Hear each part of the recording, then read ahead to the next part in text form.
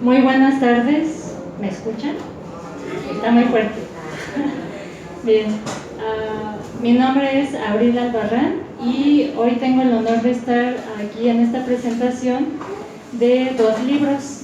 El primero lleva por título La pluma es para mi alma una necesidad, testimonio de mujeres sobre escritura creativa. Y el segundo, que está acá, lleva por título Poetas mexicanas del siglo XIX, ensayos críticos sobre autoras y temas. El día de hoy contamos con la presencia de la escritora y profesora Ileana Rodríguez.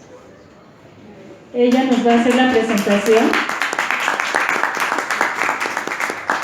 Nos va a hacer la presentación de los libros. Antes voy a leerles una pequeña semblanza de la trayectoria de la escritora y profesora. Ileana Rodríguez ha publicado los poemarios Claroscuro, Efigie de Fuego, Lapidario, En Bosque y Trace, Traza.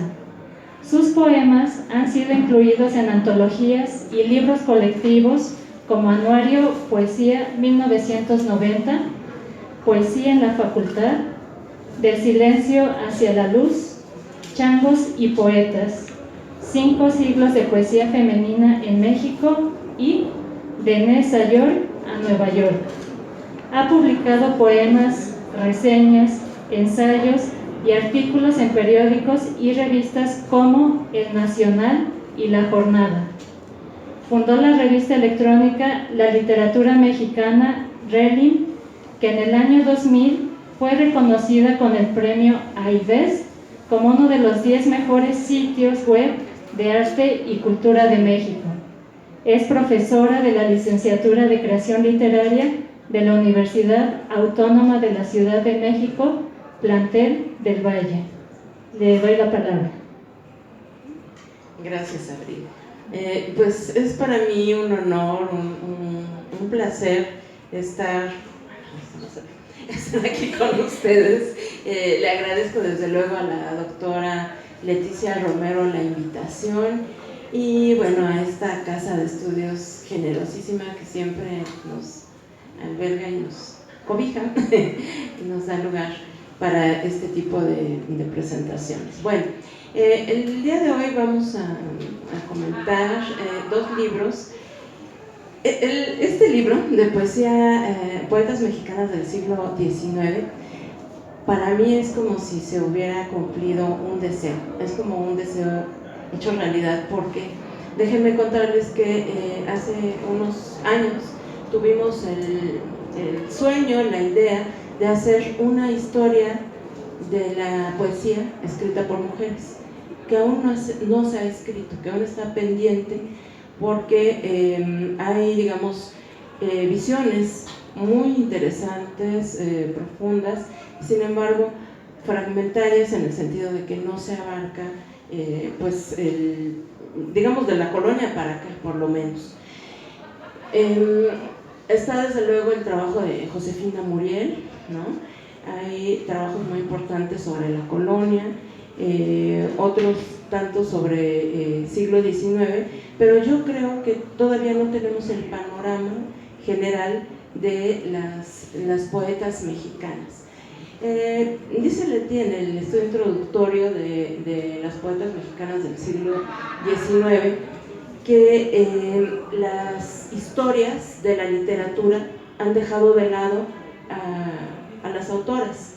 Bueno, esto no es algo que afirme Leti en solitario, sino basta con mirar las historias y la apreciación que se tiene sobre la poesía escrita por mujeres, sobre todo en la colonia y en el México independiente. Yo creo que ya en los últimos tiempos se va ganando un lugar diferente poco a poco, o sea, todavía no veo a la mafiosa que dirija todo el grupo cultural de México, pero bueno, digamos que ya la estamos esperando, ¿no? Quién sabe, a lo mejor la tengo por aquí muy cerca y todavía no me doy cuenta, pero bueno, simplemente podemos empezar por la reflexión de la palabra poetisa, ¿no? Sobre la palabra poetisa. En el estudio introductorio Leti comenta cómo la palabra poetisa pues se fue registrando como una palabra de diferenciación, una palabra jerarquizada contra el par masculino. Entonces, si poeta era pues un escritor respetable que producía poesía lírica, la poetisa pues quedó como en el campo de la sensiblería, como, bueno, es que las mujeres somos tan sensibles que es natural para nosotras ser románticas y poetisas, lo digo en el contexto del siglo XIX. Entonces, bueno, esa palabra pues marca muy bien el sentir, digamos, pues de la diferencia entre los escritores y las escritoras. Leti Romero Chumacero, en su estudio introductorio, también habla y digamos que refuta muy bien cómo en realidad no es cierto que no hayan existido escritores. O sea, ella va enumerando, digamos que una por una las que fue encontrando en fuentes de primera mano, y se queda uno con la reflexión de que es una barbaridad, porque son muchas poetas, vamos a llamarles así para no jerarquizar, son muchas poetas las que realmente aparecieron en el siglo XIX.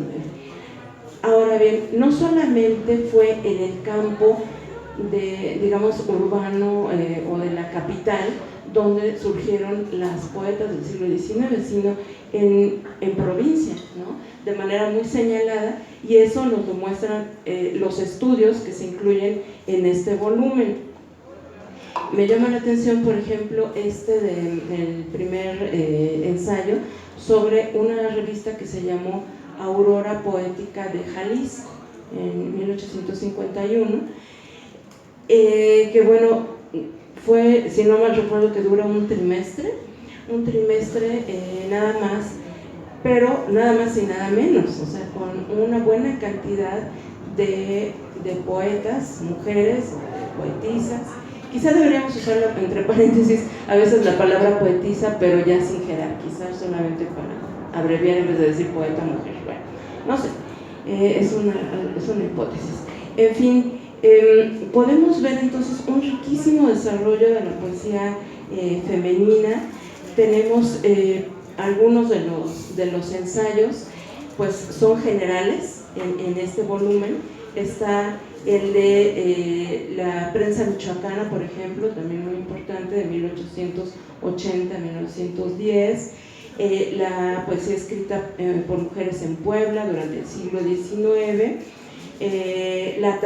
Bueno, dice las escritoras decimonónicas traducen poesía. En fin, tiene como varios estudios panorámicos, y tiene otros estudios pues sobre poetas o poetisas muy destacadas, como fueron Laura Méndez de Cuenca, Rosa Carreto, etcétera, María Enriqueta, por ejemplo. Al leer el nombre de Laura Méndez de Cuenca, me quedo pensando en otra de las cosas que señala Leti en el estudio introductorio, y es como a los apellidos de las mujeres hasta hace poco tiempo se les pegaba el D, ¿no? Entonces ser de Cuenca, incluso ella lo pone entre comillas para ubicar pues no quién era de quién, sino cómo firmaba la escritora pues digamos en aquella época.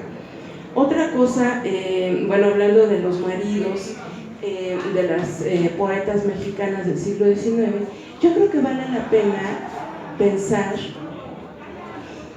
que en la crítica literaria se cuelan estas cuestiones personales. O sea, son cuestiones que nos parecen tal vez anecdóticas, intrascendentes, pues fuera de lugar, incluso hablar de los maridos o de fulanita de.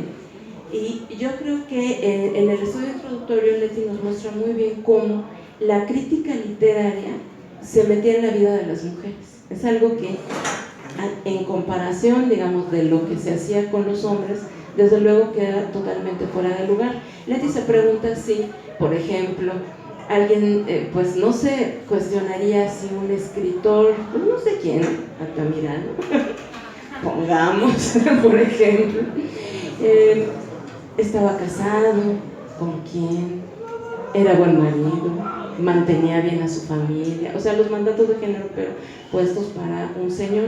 Pues claro que no, o sea, a nadie le importaba absolutamente nada, si Altamira no estaba casado, si tenía 80 hijos y los mantenía, si tenía un amante, etcétera. En cambio, en la crítica literaria, esto es lo que nos ocupa, en la crítica literaria que se hace a las mujeres durante el 19 y quizá más allá, se dice que fulana de tal sigue siendo una buena madre.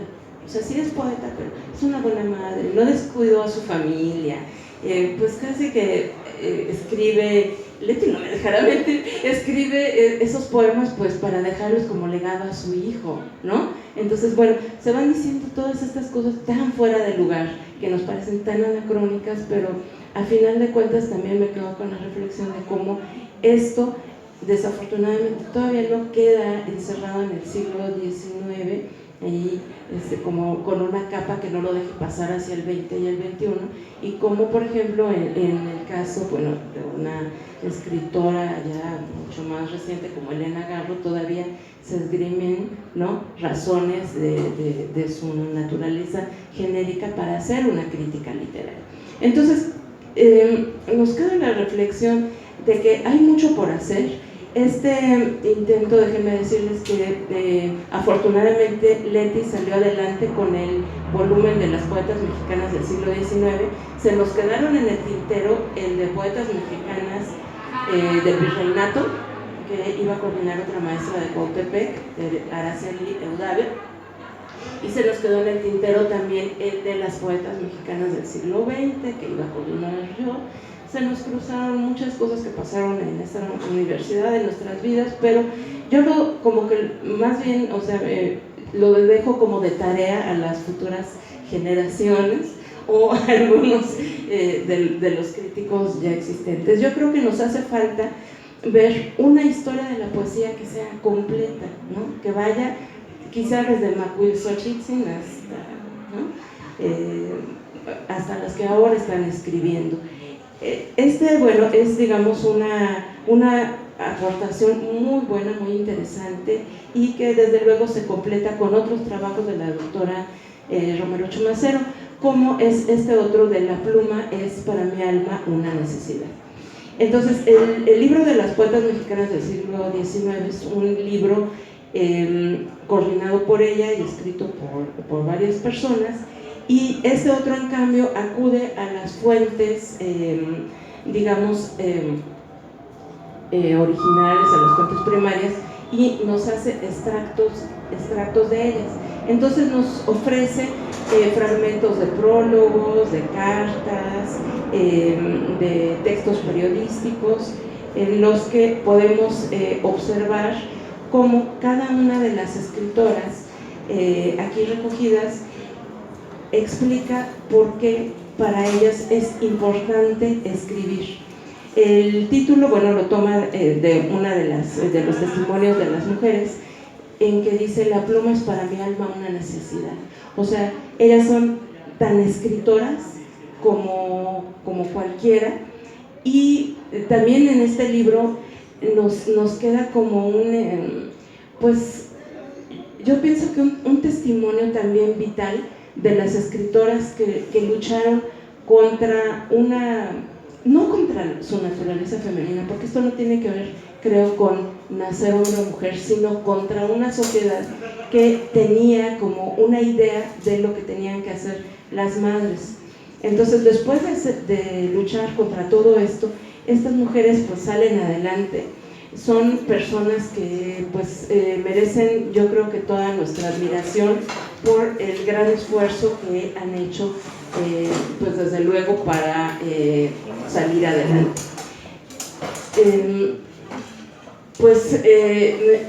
Estos textos se completan, como digo yo, muy bien con otros trabajos de la doctora Chumacero. El otro libro que tienes, el de Gerisa, uno más que va a salir, muchos artículos. La doctora Chumacero forma parte de un grupo muy interesante de críticas literarias que están poniendo atención en en la literatura escrita por las mujeres y particularmente en la poesía escrita por mujeres. Tiene algo de propio esta poesía, tiene algo de diferente, algo que la desmarque de la poesía escrita por hombres, pues quizás en el siglo XIX, el momento histórico, en que las poetas o estas poetisas obedecen a un mandato de género en que la mujer es natural, en que la mujer es dulce, en que la mujer es maternal, en que la mujer ama y en que la mujer es abnegada, y esto compagina muy bien con el romanticismo literario. Entonces, en el romanticismo, la sensibilidad exacerbada, las pasiones, a todo lo que da, la figura materna también, creo que va mucho con todas estas poetas. Creo que una de las cosas que se decía en la crítica es que estas mujeres quedaron como desfasadas, porque mientras ellas escribían como románticas, pues ya estaba el modernismo, y entonces ya estaba el modernismo y esta otra estética, digamos, que se decanta por la oscuridad, por la decadencia, por otro tipo de ideas. Recordemos, por ejemplo, La Misa Negra del Amor, ¿no?, de José Juan Tablada. Entonces, mientras las mujeres están en otra estética, los hombres van al modernismo. Pero luego parece que cada una de ellas es la desfasada, como si en lo individual no se enteraran de lo que pasa a su alrededor. Y creo que estos estudios de los ensayos críticos sobre escritoras y temas dan fe de que en realidad no estaban desfasadas ni que cada una iba por su cuenta, sino que en realidad, si se les mira a todas como un conjunto, quizás se puede extraer otra estética diferente, ¿no? Creo que es una de las hipótesis más interesantes, ¿no?, que se desprenden de este libro. Y entonces yo creo que sería como un llamado no a leer cada una de estas poetas o poetisas en lo particular, sino a leerlas como un conjunto, porque resulta que ellas se conocían, se carteaban, se apoyaban, bueno, también desde luego se apoyaban en sus colegas varones, ¿no? En José María Vigil, al cual se le llama que el amante de las, como el amigo de las poetisas, un amante. Bueno, me gusta que sea amante en el sentido de que las ama, ¿no? Bueno, el amigo de las poetisas, porque las apoya, ¿no? Entonces, bueno, claro, no es como una lucha de estos poetas demoníacos contra las santas mujeres, ni mucho menos, sino que hay sus diferencias. Había algunos que tenían como más intuición o más gusto por estas creaciones escritas por las mujeres, y realmente las apoyaron muchísimo algunos de ellos. Otros desde luego se les opusieron, las criticaron, dijeron que eran unas virago desaforadas, que por cierto recuerdo que fue el seudónimo de cierta escritora que ganó un premio por allí, la virago desaforada, que quiere decir como estas mujeres que tienden hacia lo masculino y además que están como fuera de sí, luchando y entrando a un lugar donde no les corresponde. Yo creo que lo que corresponde es la inteligencia, lo que corresponde es el trabajo arduo, lo que corresponde es la lectura atenta, y con esa idea quisiera que pues entabláramos un diálogo con la doctora Chorizo. Entonces hasta ahí me quedo como entrada, a reserva de pues volverlo como un poco diálogo. Gracias, profesora. Bien, a continuación, la profesora e investigadora Leticia Romero nos hablará acerca de cómo fue para ella el proceso de estos libros. Y antes también les voy a leer un poco de la semblanza de Leticia Romero. Es profesora e investigadora de tiempo completo en la Universidad Autónoma de la Ciudad de México, plantel Cuautepec, adscrita a la Academia de Creación Literaria e integrante del Sistema Nacional de Investigadores de México, nivel 1. Es doctora en Humanidades en la línea de Teoría Literaria por la Universidad Autónoma Metropolitana Unidad Iztapalapa y magistra en Estudios de la Diferencia Sexual por la Universitat de Barcelona. Es autora de los libros La pluma es para mi alma una necesidad, y Testimonios de mujeres sobre escritura creativa, ensayos, cartas y otras prosas, 1866-1910, poetas mexicanas del siglo XIX. Ensayos críticos sobre autoras y temas, así como de una historia de zozobra y desconcierto, la recepción de las primeras escritoras profesionales en México, 1867-1910. Les dejo con Leticia Romero.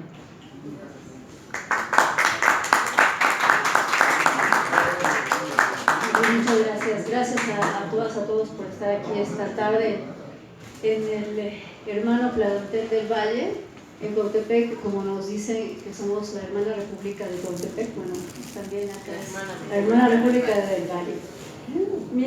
Exacto. Es el momento de que reivindique del espacio. Muy bien. Debo decirles que he tenido el enorme placer de invitar a la doctora Elena Rodríguez a esta presentación por razones que tienen que ver con que somos colegas, desde luego, estudiamos letras los dos, a las dos nos interesa la escritura de mujeres. Es además poeta, ese dato también es relevante porque bueno, tiene una sensibilidad específica para trabajos críticos que se vinculan con el tema, eso también me parecía muy importante, pero sobre todo para reconocerle públicamente el hecho de que el primero de los libros, este libro, Poetas Mexicanas del siglo XIX, y ella lo dejó entrever pero no lo dijo del todo, en realidad forma parte de un proyecto de ella. Ella, cuando nos conocimos, casi que cuando nos conocimos, en un encuentro académico organizado por la UACM en San Lorenzo, en la hermana república de San Lorenzo Tezonco, tuvo la gentileza de invitarme a colaborar en un proyecto que ella traía entre manos. Y me planteo las cosas más o menos en estos términos. Me interesa que hagamos una historia de la poesía mexicana escrita por mujeres, pero me interesa que no sean solamente las autoras incluidas por el canon, fundamentalmente en años recientes, ¿no? Que consideremos a aquellas que nos precedieron, aquellas con las que podemos formar una especie de genealogía, una suerte de tradición incluso. Entonces había que recuperar los trabajos de las poetas novohispanas por un lado, las decimonónicas por otro, y desde luego las del siglo XX y las del XXI finalmente, ¿no? En virtud de eso, me invitó a hacerme cargo del volumen relacionado con el siglo XIX. Ella haría el del XX y XXI, y en efecto Araceli Udave, que es especialista en literatura novohispana, se encargaría pues de ese periodo. Ciertamente la vida de pronto es compleja, ¿no? La vida no es muy seria en sus cosas, diría Juan Rulfo. Y bueno, eso provocó que el proyecto no andara de manera íntegra su trayecto. Yo, sin embargo, tengo la confianza de que la aparición de estos dos libros sea un incentivo para que los otros dos que quedaron por ahí guardados se recuperen, se actualice seguramente la información, porque ya es de hace 4 años, 5 años, y que eventualmente se publique, porque en efecto haría falta tener esta mirada de conjunto que abarque estos siglos de trabajo creativo, en este caso femenino.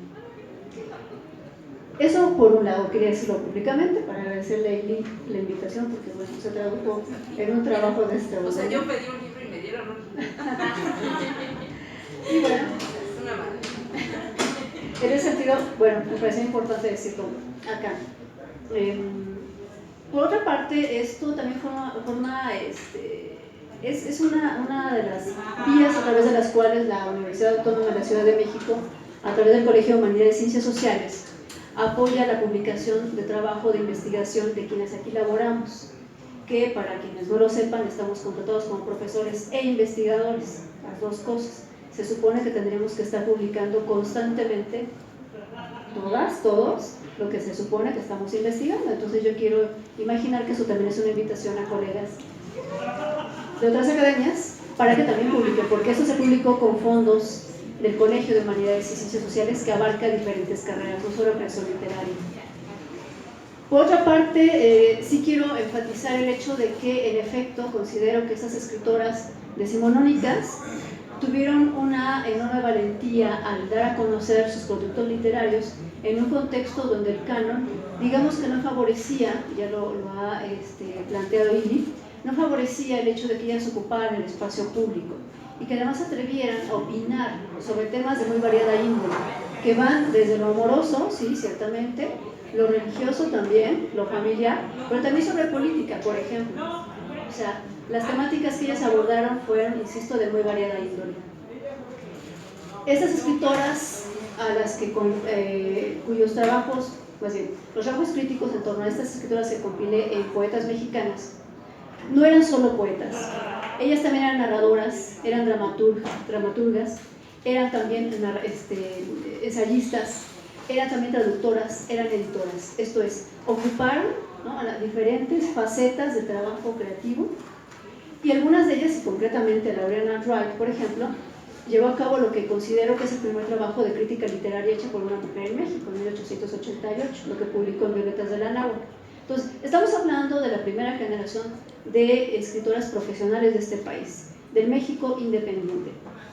Eso lo he enfatizado en todas las presentaciones porque me parece que es uno de los aspectos nodales de esto, del reconocimiento que les podemos hacer, toda vez que uno se opusieron a un canon que no esperaba la participación pública y tan enfática y tan valiente de estas mujeres, y por otro lado, ellas forman parte de la misma generación a la que pertenecieron la primera abogada mexicana, María Asunción Sandoval, titulada en 1897, y la primera médica mexicana, Matilde Montoya, titulada en 1886. O sea, pertenecen exactamente a la misma generación que ellas. Laura Méndez, por ejemplo, María Enriqueta Camarillo también, publicaron en una revista que se llamó La Mujer Mexicana, donde también colaboraban Asunción Sandoval y Matilde Montoya.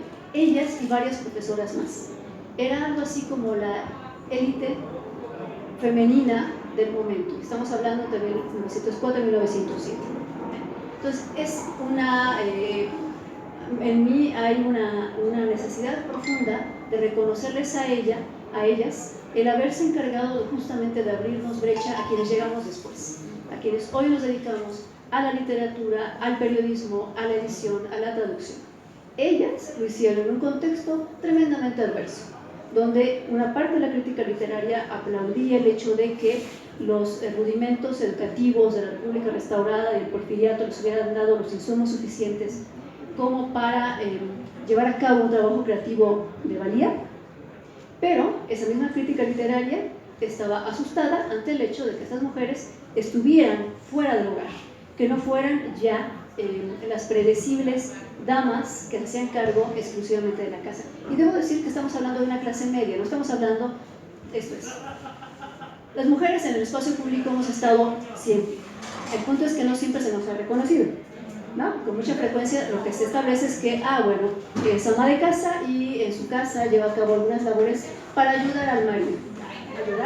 A veces eran muchas veces las que mantenían la casa. Bueno, eso lo enfatizo porque ellas eran mujeres de clase media, la mayor parte de las cuales no tenían la necesidad de trabajar, pero el punto es que lo hacían por placer, pero era también un reto para ellas. Hubo casos especiales como el de Refugio Barragán, el de Laura Méndez, que quedaron viudas. Ellas sí tenían que hacer cargo de la familia, pero no era el de todas. Así pues, sin tener la necesidad económica de hacerlo, se aventuraron a tomar el espacio público, a reivindicar su derecho a opinar, a reivindicar su derecho a hacer un trabajo creativo, literario, insisto, de valía, y esto les deparó un juicio favorable de la mayor parte de la crítica literaria mexicana del siglo XIX. Estoy hablando de Altamirano, estoy hablando de Guillermo Prieto, de Ignacio Ramírez, de José María Vigil, entre otros tantos, que las reconocieron como a sus iguales. Y en este punto también quiero detenerme en algo que también he dicho en todas las presentaciones del libro en los otros planteles, y es que ellas contaron con el apoyo de las familias,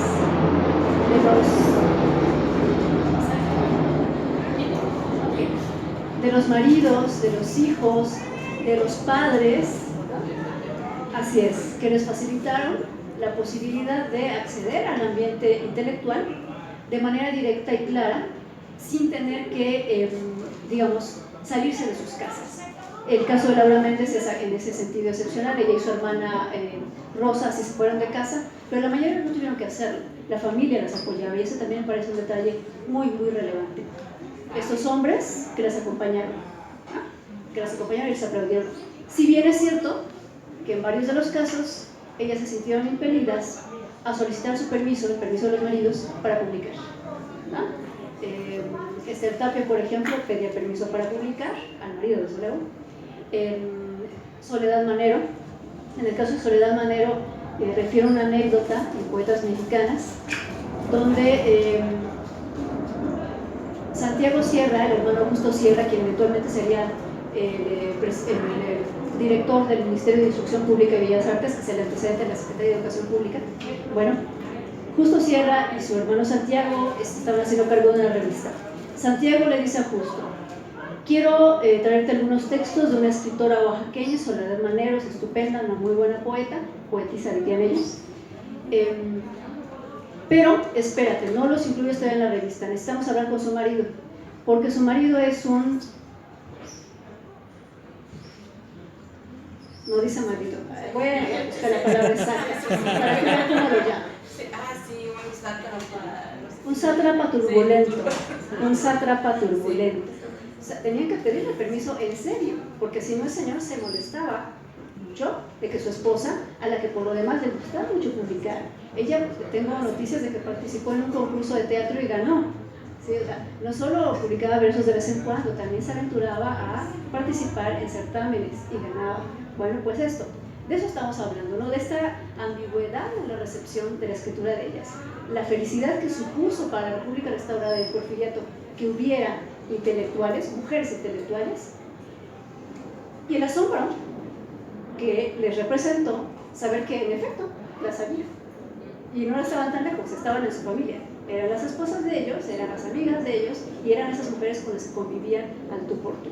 Entonces, y en suma, lo que quiero decirles es que, en mi opinión, el valor mayor de estos dos trabajos consiste en que nos permiten recuperar una parte de la historia literaria mexicana que nos había sido escatimada durante muchas décadas en las historias oficiales de la literatura, a partir de 1928 con la publicación de las historias de la literatura de Manuel Toussaint por un lado y de Carlos González Peña por otro, que por lo demás eran críticos literarios muy relevantes e historiadores literarios, pero que no reconocieron la presencia de estas mujeres, ¿no? Y a partir de ellos el resto de la crítica tampoco lo hizo. Entonces, por un lado es eso, darle un lugar a aquellas que no lo han tenido durante varias décadas, punto uno, y punto dos, ni más ni menos. Y como bien dijo Ili, hay que verlas fuera de un horizonte centralista, porque la mayor parte de ellas no vivían en la Ciudad de México, vivían en diferentes estados de la República y allá publicaron, allá se encargaron de divulgar su obra, y debido a eso también en buena medida no llegó hasta la Ciudad de México, y ya sabemos lo que eso significa en muchos casos, no hay una difusión suficiente, ¿no? de la obra pues de mucha gente que vive en provincia y que no es tocada por la mano divina de esta ingrata ciudad que reconoce solamente algunos productos literarios cuando son de acá. Entonces eso también, el hecho de que ellas son las primeras escritoras profesionales de este país, y para quienes somos escritoras, editoras, periodistas, eso me parece que es importante, saber quiénes nos precedieron y saber que cuando alguien nos confronta y nos dice es que no hubo escritoras antes de Elena Garro eran malísimas, o eran cursis. Yo oía a cierta persona especialista en siglo XIX, cuyo nombre quiero olvidar, que así hablando de las mujeres me dijo, es que no sé, había algunas, pero eran malísimas, ¿para qué las lees? No, o sea, por eso no hay ediciones críticas. Algo me pasó así también a mí en la facultad, y cuando alguien mencionó algo de esa índole, yo le pregunté, bueno, ¿a quién has leído? Bueno, es que no las he leído. Opinando de lo que no conoces, eso no es muy serio, ¿no? En fin, pues eso es grosso modo lo que quería comentarles, y bueno, supongo que tendrán preguntas, acaso quejas, no sé. algo por decir. Gracias.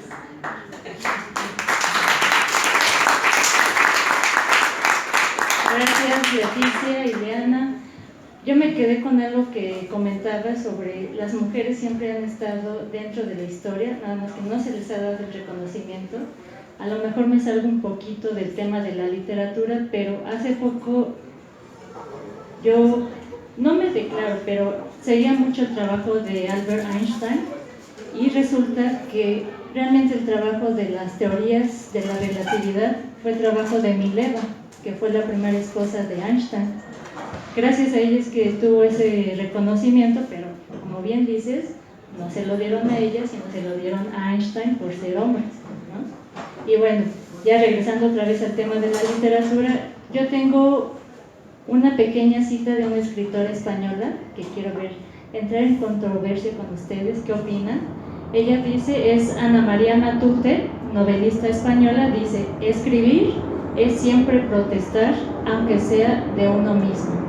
¿Qué opinan ustedes? Ileana, como escritora, Leti, como investigadora tan cerca de las mujeres. Yo. Bueno, a ver, para que no se vea así. Pues sí, yo creo que en el sentido de que escribir es siempre un diálogo con el lector. Es una palabra que se lanza a la sociedad, a un público imaginario. Entonces yo creo que ahí sí, porque desde que hablamos con una persona nunca es tersa la cosa, o sea, nunca estamos de acuerdo, nunca, y que bueno, o sea, eso es parte del diálogo justamente. Entonces, en ese sentido yo creo que sí, y yo creo que todavía falta un gran camino, como les digo, en el momento en que veamos La Mafiosa, que dirige a todos los grupos de México, ahí sí vamos a estar iguales, pero hasta ese momento yo veo que todavía, o sea, las mujeres se forman en los grupos, ¿sí? O sea, se forman en los grupos, sí figuran, sí tienen el premio Aguascalientes, sí, ¿no? Pero todavía como al azar. Entonces, bueno, yo creo que hace falta ahí todavía una gran labor. También me quedo con una reflexión, bueno, perdón, también saliéndome a siglo XX y XXI, por ejemplo, en la estimación que se tiene de la figura de Poniatowska, por ejemplo, ¿sí? En que pues muchos la tachan de que pues ya está senil, ya está viejita, que se retire, y bueno, y todos los señores mayores que tenemos, escritores, grandes escritores, nadie se atreve a insultarlos de esa manera, ¿no? Entonces, bueno, ahí tendríamos que reflexionar todavía en ese sentido. Y vamos a decir nombres de escritores en esas condiciones. Bueno, sí, claro, en el caso de las escritoras del siglo XIX, por supuesto que era una protesta, por supuesto que lo era. Claramente, podemos poner muchos ejemplos de cómo se concebía a las escritoras, entre todo, como mujeres de su casa. Cito a José María Vigil, un crítico literario espléndido también, el amigo de las poetisas, ¿no? Un jalisciense brillantísimo, quien sin embargo suscribe también ese modelo de feminidad y dice que la escritora en México es ante todo mujer, y la mujer es el ángel del hogar, ¿sí? O sea, sí, está bien que escriban, pero en su casa es donde tiene que estar. Y lo que tendría que escribir es sobre los asuntos vinculados con su hogar. El marido, ¿no? El amor al marido, pero un amor además contenido, no crean ustedes que pasiones violentas, no, un amor contenido porque era un amor ya de esposos, ¿no? Sosegado. El amor a los hijos, el amor a la figura divina, el amor a la naturaleza, todo eso sí. El problema es cuando comienzan a escribir sobre otras cosas, cuando por ejemplo algunas de ellas tienen algunos detalles de un feminismo del siglo XIX, pero un feminismo al final de cuentas, que es desde luego siempre una protesta. Esos poemas, esos cuentos, esas pequeñas obras de teatro no son compiladas por ellos, por esos autores que eventualmente hacen antologías de las escritoras del siglo XIX. Compilan los poemas sobre la maternidad, sobre la familia, sobre la naturaleza, pero no aquellos otros que tienen que ver con otros temas, insisto, ¿no? Entonces, sí, para ellas, sin lugar a dudas, era eso, era una protesta.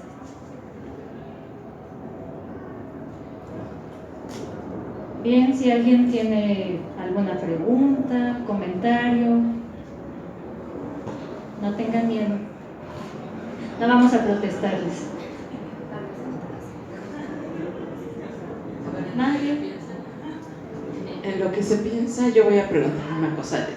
A ver, por ejemplo, hablan en este libro, hablas tú también en particular de las asociaciones de escritores, de las academias, de estos cuerpos, digamos, colegiados. ¿Qué papel jugaron las escritoras en el siglo XIX en la academia, en las academias, ¿no? En los grupos?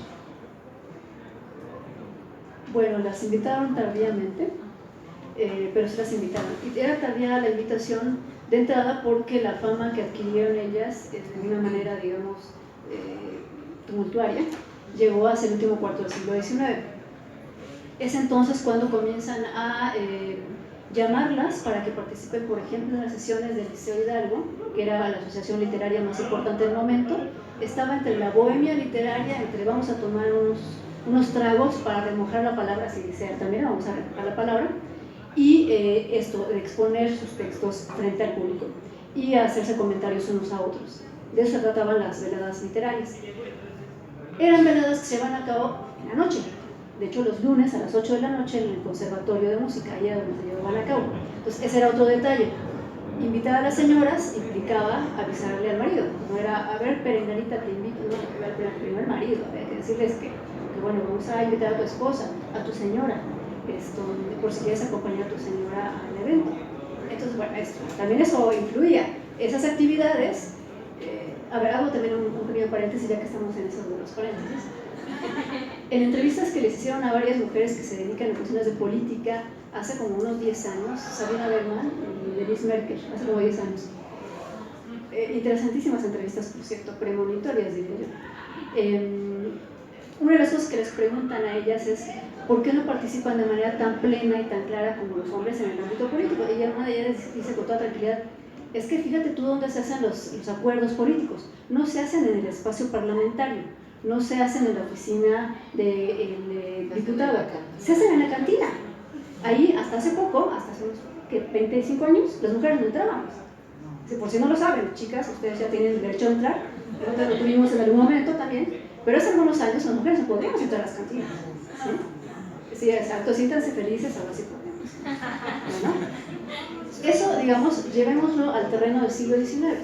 Que estas mujeres se aventuraran otra vez a asistir a las sesiones del Liceo Hidalgo a las 8 de la noche. Pues, el día que fuera de la semana, implicaba también salirse de una manera extraña de la casa, por actividades que no eran familiares, para hablar con hombres, eran reuniones de hombres, ¿no? Entonces, tardan un poco en invitarlas, pero sí las invitan. Y llega un momento en el que incluso en el Liceo Hidalgo, ellas son presidentas de sesiones. Organizan sesiones casi siempre como homenaje a escritoras. Entonces, sí tienen presencia ellas, sobre todo hacia finales de los 70s y hasta ya entrado el siglo XX y hasta antes de la Revolución Mexicana, que fue un momento terrible, terrible para las mujeres que ya habían tomado esos espacios y que tuvieron que regresar a su casa otra vez. Es una de las razones, dicho sea de paso, por las que estas escritoras después ya no tuvieron reconocimiento.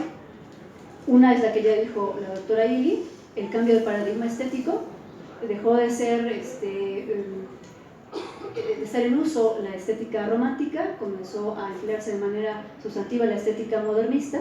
Recordarán esta estética con un marcado interés por la sexualidad, que era un tema que ellas no podían abordar en sus textos. Si los poetas hablaban de lo que ocurría en los burdeles, obviamente ellas no iban a hablar de esos temas. De entrada, porque no tenían información al respecto, no podían hacer una investigación de campo, ellos sí, ellas no. Y los temas no les interesaban, ellos escribían sobre la maternidad. Entonces, eso por un lado, el cambio de paradigma estético. Por otro lado, la muerte de varias de ellas. Casi todas las poetas de las que hablamos acá murieron en los años 90 del siglo XIX. Y finalmente la Revolución Mexicana, que las obligó a las pocas que quedaban a regresar a casa con el estigma, además, de haber participado en actividades intelectuales y a veces también de orden estrictamente laboral para instancias del gobierno de Porfirio Díaz. La crítica literaria post-revolucionaria no se los perdonó. Eso también influyó en el hecho de que ya no fueran mencionadas en los trabajos de historia literaria. Entonces, todo eso ocurre a reserva de que, como he dicho ya, sí tuvieron en su momento un reconocimiento tal que les deparó un espacio, por ejemplo, en los círculos intelectuales del momento que organizaban las veladas bohemias. ¿Te puedo preguntar otra cosa? Es que esto me emociona. También habla Leti Romero sobre la cuestión de la virilidad, pero no digamos en un sentido sexual, en un hombre, sino la virilidad en las letras, ¿sí? O sea, el asunto de tener una idea de que el escribir de una manera varonil, viril, se equipara con lo fuerte, lo inteligente, lo pertinente en la literatura, mientras que lo afeminado en la literatura se veía como lo impertinente, ¿no? Como lo débil, lo fuera de lugar, y también se habla de cómo algunas mujeres eran llamadas a escribir varonilmente, o incluso se decía que sí escribían, que eran poetas, no poetisas, ¿sí? Entonces no sé si quisieras ahondar un poco en ese tema. Sí, esto de poetas y poetisas a mí me pareció muy interesante para discutirlo en ese contexto, porque en efecto, poetas como Ili me dirían cosas feas y yo le digo, compañera poetisa, no lo aceptaría, ¿no? Creo que ninguna de la academia lo aceptaría, ¿no? Yo me preguntaba si en el siglo XIX eso no tenía un peso jerárquico, si de verdad había sido solo un asunto de gramática. El femenino de poeta es poetisa, perfecto. Bueno, no, lo que me encontré es que sí había en ciertos contextos una jerarquización. Hay un momento en el que comentan la obra poética de Gertrudis Gómez de Avellaneda, esta cubano-española, porque Cuba todavía era parte de España en ese momento, antes de 1898, donde uno de los críticos literarios a los que cita Altamirano, para ponderar la capacidad creativa de ella, dice, es que no era una poetisa, era un gran poeta, ¿no? Como diciendo, bueno, es que hay niveles, ¿no? Hay poetisas y hay poetas, eso es estar acá arriba.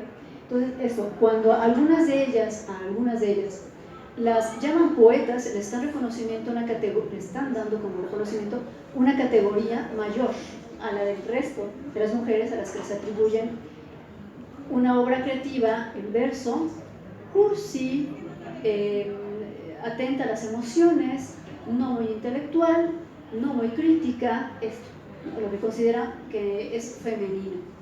Y en ese sentido, cuando quieren aplaudirles, cuando quieren ponderarlas, por ejemplo, es el caso de Laura Méndez, a la que constantemente llamaban una escritora profundamente masculina, profundamente viril.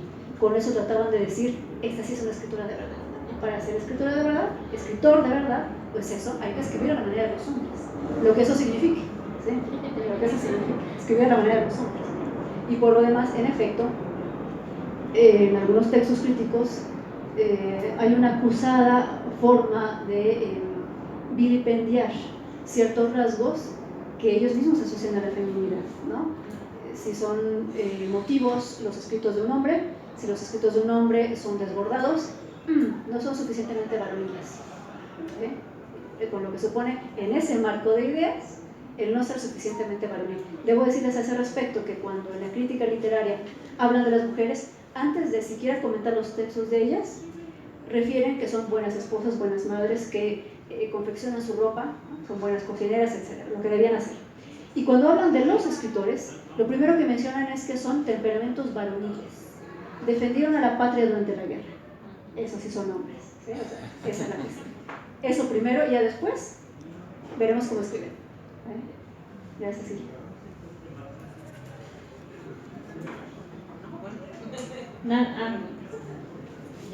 Ya pensaron bien sus... Este esfuerzo que han hecho de hacer como un acercamiento a las mujeres poetas del siglo XIX, porque parece que no hay como tanta información al respecto en general de la poesía, ¿no? Del siglo XIX, pero ahora de la poesía de mujeres me parece que es menos. Y bueno, yo sí quisiera hacer una pregunta ¿hay alguna influencia de esta poesía de mujeres del siglo XIX en las mujeres poetas del siglo XX, sobre todo de la primera mitad del siglo XX? No sé, se me viene a la mente preguntar esto porque, por ejemplo, en los ejemplos tal vez más conocidos, como mencionamos a Elena Garro, o pensando en Rosario Castellanos también, por ejemplo, en Mujer que sabe latín, hacen referencia a escritoras latinoamericanas o de otras partes, pero no a poetas mexicanos, ¿no? Entonces, me gustaría saber si allí se pudiera llegar alguna influencia de este grupo de mujeres del siglo XIX, poetas, con algunas pues ya del siglo XX. Sí, para ese, que para ese lapso al que te refieres, no, pero en realidad no en general. Y no porque no las conocía. No se pudo establecer un puente entre ellas y las siguientes generaciones, lamentablemente. Pero en la que sos poeta, puede decir. No, es que ya no se me. También era para dar tiempo. A ver, lo que pasa es que, por ejemplo, uno pasa por la facultad, ¿no? O pasábamos en mis tiempos, ¿no? Por la Facultad de Filosofía y Letras, por otras facultades. Y nos enseñaban literatura y leíamos a los poetas. ¿Y a quiénes leíamos? ¿Sí? Claro. Entonces leíamos a Acuña y luego a los modernistas, a los grandes modernistas, a Tablada, a Manuel Gutiérrez Nájera. Mujeres, pues no sabíamos. O sea, no es que no nos interesaran, sino que las desconocíamos absolutamente. Yo creo que muchas tuvimos que salir, reflexionar muchos años después, estoy por decirlo, muchos años después, darte cuenta de que había otras voces. Había una Rosa Carreto que tenía un gran sentido del humor, por ejemplo, ¿no? Que es algo que quizá no se consideraba tan femenino, no sé, ¿no? Había una Laura Méndez de Cuenca, pero que había estado ligada con Acuña, ¿no? Y la historia de Rosario, la de Acuña, y Laura Méndez pues ya se desdibujó, pero resulta que Laura Méndez fue muy longeva, o sea, le sobrevivió no sé cuántos años, ¿no?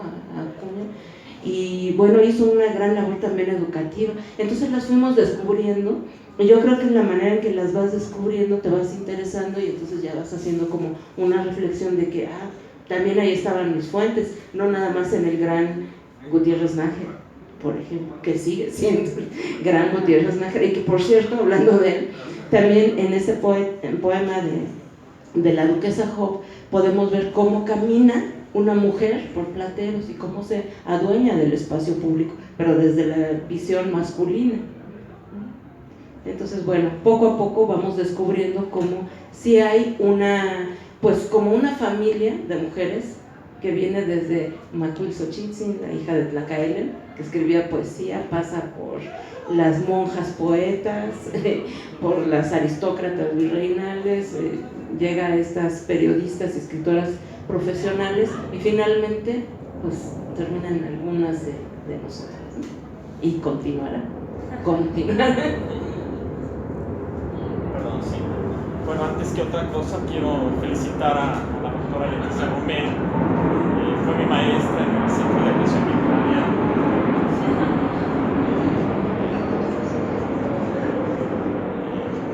Decía que fue mi maestra en el Centro de Creación Literaria Javier Villurrutia. La aprecio mucho, me abrió muchos horizontes. La felicito públicamente ahora por esta investigación que ha hecho y esta recopilación de los escritos de estas escritoras desconocidas, literalmente, o sea, no solo en el olvido, sino prácticamente que no estaban en el mapa. Y a partir de lo que nos han comentado ahora, junto con la doctora Iliana Rodríguez, quisiera preguntarle, o sea, me queda muy claro que estas mujeres tenían su habitación propia, ¿no? Como diría Virginia Woolf, excepto los casos de estas dos mujeres que eran viudas y que tenían que sostener un poco su familia. Pero, ¿qué formación tenían? O sea, ¿cuál era el nivel de estudios que tenían? Ha hablado de los temas también que trataban, la familia, la maternidad, pero ¿qué otros temas exploraban en sus escritos Y finalmente, ¿desde qué posición política, desde qué perspectiva eran liberales, conservadoras? Mencionó que en algún caso quizás el olvido obedecía que estaban vinculadas al antiguo régimen en términos de quizás de concepción de las cosas. No sé si pueda usted, doctor, ampliarnos esto, por favor. Gracias. Gracias, Eduardo. Muchas gracias. Sí, fueron muchas preguntas. A ver, comienza por el asunto de la posición política. La mayoría de ellas estuvieron cerca de la posición liberal y de hecho se encargaron de organizar recitales destinados a recaudar fondos para lo que entonces se llamaban hospitales de sangre, que es el antecedente de la Cruz Roja. La mayor parte de ellas hicieron eso. Entonces tienen una mirada liberal. La única de que tengo noticias de que no estaba en esa postura es María del Carmen Cortés y Santa Ana, que bueno, llevar su apellido, ¿no? Ni más ni menos, ella era nieta del presidente, muchas veces presidente Santa Ana, una nieta, hija de una de las hijas, digamos, no legales de Santa Ana, y que sin embargo llevaba el apellido, y tuvo por allí una participación en la herencia y toda la cosa, sí las reconoció y las cobijó. Bueno, ella escribió poemas para recibir en el puerto de Veracruz, porque ella era veracruzana, a los emperadores Maximiliano y Carlota, ¿no? De ella es el primer poemario publicado por una mujer en el México independiente desde 1866. Y ella pues tenía una mirada pues más cercana a la facción conservadora, las demás no. Y según mi hipótesis, según mi lectura de ese hecho, eso la dejó fuera de muchas de las consideraciones críticas del momento. A Esther Tapia de Castellanos, una michoacana avecindada en Guadalajara, se le reconocía como la primera poeta autora de un poemario, publicado en 1871, pero el de María del Carmen Cortés es anterior, y ese no lo consideraron. Lo cual pienso que pudo tener relación con este hecho, ¿no? Con las relaciones políticas de ella.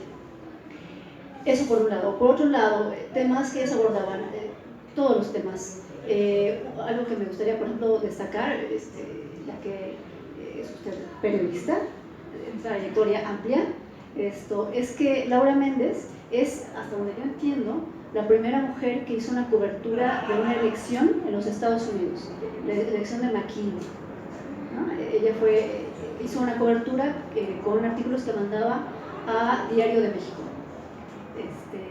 haciendo una relatoría de todo lo que estaba ocurriendo en las elecciones norteamericanas, ¿no? Es algo muy, muy moderno, además, el periodismo en esos años pues, es muy, muy, muy moderno. Amén de eso hablaban pues, de política, hablaban sí de cocina también, hablaban sí de su familia, hablaban del país y de la problemática por la que estaba pasando, hablaban de religión, ¿sí? Eso también es cierto, en un México que se supone que ya era muy laico, que ya había abandonado esta idea de lo religioso, en realidad varias de ellas siguen escribiendo poemas religiosos durante muchos años. La prosa de Estaurofila, Néstor Telles, que, bueno, también entre paréntesis, para que vean lo famosa que todavía es Estaurofila, me la regaló mi mamá para que la leyera, la leí, ¿no? Además, o sea, estamos hablando de que se vende, o sea, si ustedes van al pasaje Catedral por ahí en esas librerías, pregunten por Estaurofila y todavía está por allí, ¿no? Entonces, Estaurofila todavía se vende, es un poema, es una narración, es una mixtura rara, religiosa, ¿no? Y todavía se vende, y de hecho lo pueden encontrar si tienen flojera para leerlo, está en YouTube, o sea, si lo lee alguien, o sea, lo pueden escuchar. No sé yo del caso de alguna otra escritora del siglo XIX que tenga esa proyección actualmente. Bueno, esto sí, todavía escriben ella, María Néstor Telles, que era queretana, Refugio Barragán de Toscano, una escritora espléndida, narradora, poeta, dramaturga, editora, brillantísima mujer, de Jalisco. Ella también escribe poesía religiosa durante muchos años, varios poemarios, y está en Tapia de Castellanos. Estoy diciendo los nombres de pluma de ellas, no es que me guste decir de quiénes eran, pero así firmaban ellas, está en Tapia de Castellanos, ¿no? Es el nombre literario. El nombre literario, su nombre de pluma. Y ya no me acuerdo qué otra pregunta era. La pregunta era la formación que tenía. Ah, la formación, eso es, muy buena pregunta además. Eso en el otro libro, en el que publiqué antes que estos, me interesó mucho de qué se nutrían estas mujeres, ¿no? La mayor parte de ellas eran, como dije antes, de clase media. Solo encontré 2 casos de gente de una clase mucho más acomodada, digamos, casi aristócratas. Una de ellas sí aristócrata, Isabel Pesado de la Llave, que fue condesa, si no me equivoco, veracruzana ella, y las hermanas Enriqueta, Elena y Ernestina Larrainza, que eran hijas de un ministro del gobierno del emperador Maximiliano. Entonces, ellas tuvieron acceso a profesores privados toda la vida. Hablaban varios idiomas. Ellas, por ejemplo, tienen un libro de viajes, que se llama Viajar por Europa o varios lugares, ¿no? Y hacen su libro de viajes, se publican en 3 tomos. Ellas dos, esas 2 familias, digamos. Pero el resto de las niñas, que después fueron escritoras, primero acudieron a lo que entonces se llamaba la amiga, que eran escuelas improvisadas en casas, donde se les enseñaba el catecismo, a leer y a escribir. En el mejor de los casos, a leer y a escribir. Y matemáticas, rudimentos de matemáticas. Algunas más, y eso sí es un detalle muy interesante para las que están ya escribiendo en durante la República Restaurada del Porfiriato, tuvieron ocasión de ir a las escuelas que se abrieron después de que cayó el imperio de Maximiliano. El Conservatorio de Música ya dejó que entraran mujeres, la preparatoria ya abrió sus puertas a las mujeres, la secundaria de niñas se convirtió en escuela normal para profesoras. Como dije hace rato, las primeras abogadas, las primeras médicas comenzaron ya no solo a estudiar un rato y después retirarse, sino a titularse de plano. Entonces, es eso, es lo que ellas tienen frente a sí. Y sin lugar a dudas, esa fue una diferencia sustancial respecto de las generaciones previas. Ellas ya tuvieron la oportunidad de estudiar. Gracias. Muchas gracias.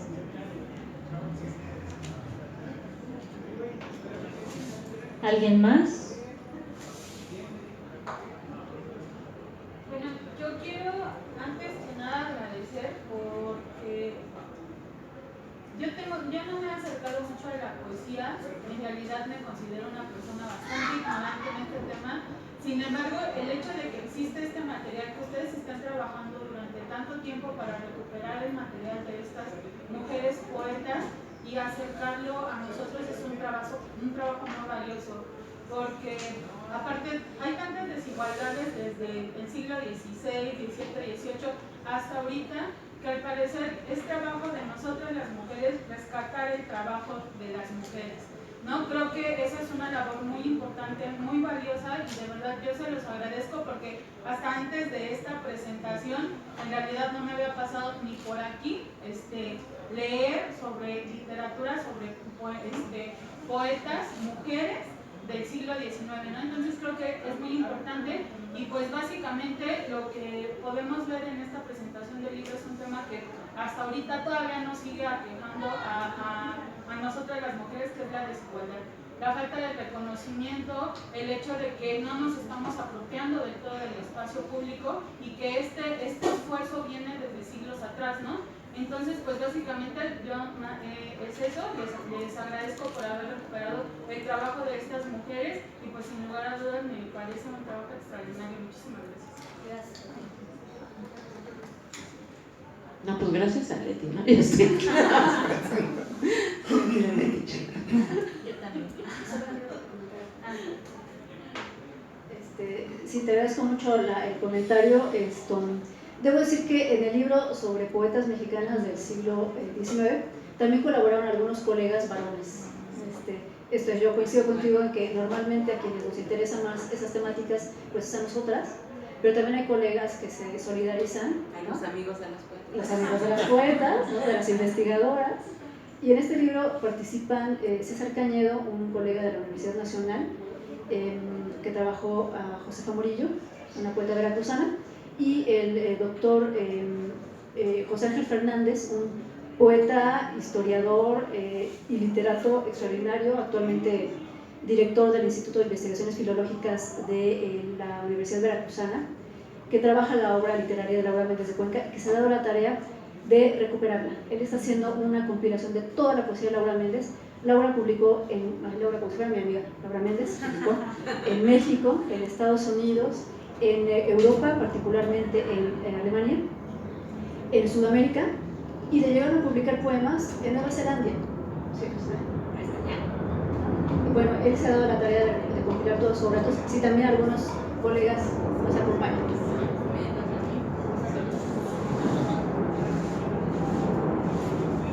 ¿Alguien más?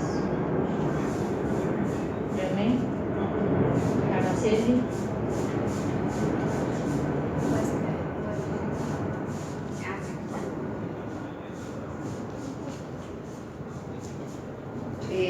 Quería recordarles que les vamos a obsequiar un ejemplar de alguno de los 2 libros que presentaron y los va a entregar Javier Cruz, él está ahí atrás. Por favor, los que se anotaron en la lista solo van pasando y ahí eligen qué texto van a querer y él les entrega el ejemplar, mismo que puede pasar con la autora para que se los firme. Bueno, entonces damos por concluida la presentación. Muchas gracias por habernos acompañado y vaya por concluido.